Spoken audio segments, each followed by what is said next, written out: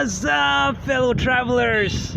This is Abra Chakra, and I hope you're living life to the fullest. So, have you ever wondered what is suffering and why do people suffer? Where does suffering come from? So today I'm going to tell you something that the Buddha had shared with several people about the origins of suffering and a plausible solution to end suffering. So first of all, let's understand the background. We're talking about all things that come from a cause, that are conditioned. They can be physical things, they can be emotions, mental states, sensations, any psychological factor that arises from a cause. Now, the first thing that he says is there are three characteristics of existence, and these three characteristics are pretty much universal. Now, what are these characteristics? First of all conditioned things are impermanent. In Pali, he says, sabbe saṅkhārā, aniccā, which means everything that you see around you, everything that you perceive, that you feel, is in a state of flux. It is coming and going. It comes and goes, it changes, it ceases to exist, and then it comes back again. So anything that is not permanent, that is not going to last forever.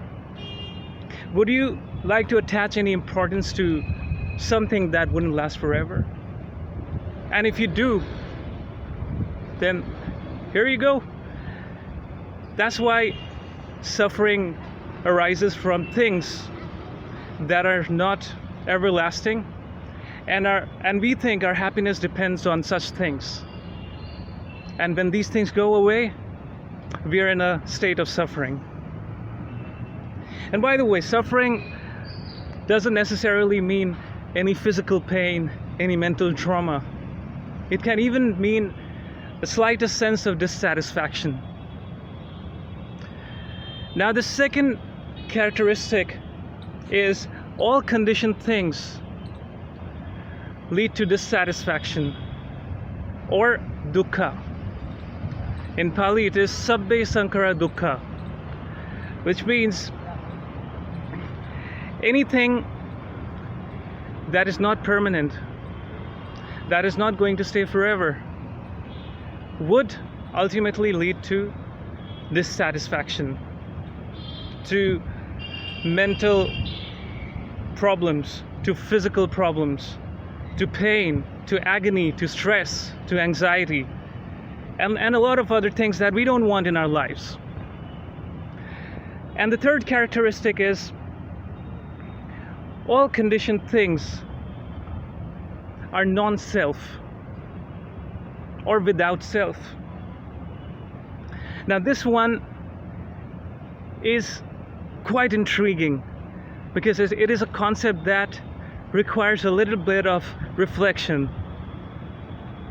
Now, we're talking about things that have no self, and we can attach ourself with those objects. And in Pali, it is sabbe saṅkhārā anattā, anattā or non-self, without Atman.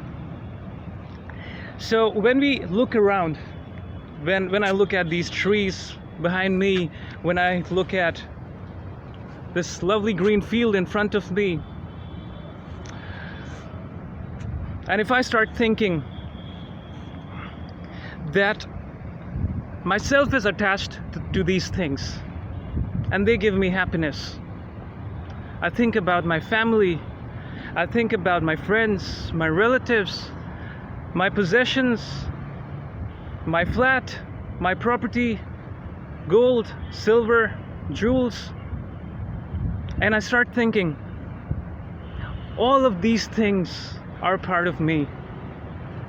They belong to me. There is an element of self in all of these objects. And that's where you go wrong. That's where we need to stop, sit back, and realize that these things are all impermanent. They're here for a moment. They won't be here forever. So how can such things have any degree of self attached with them? So I hope my message helps you all, divine beings. And as always, smile forever and live life to the fullest.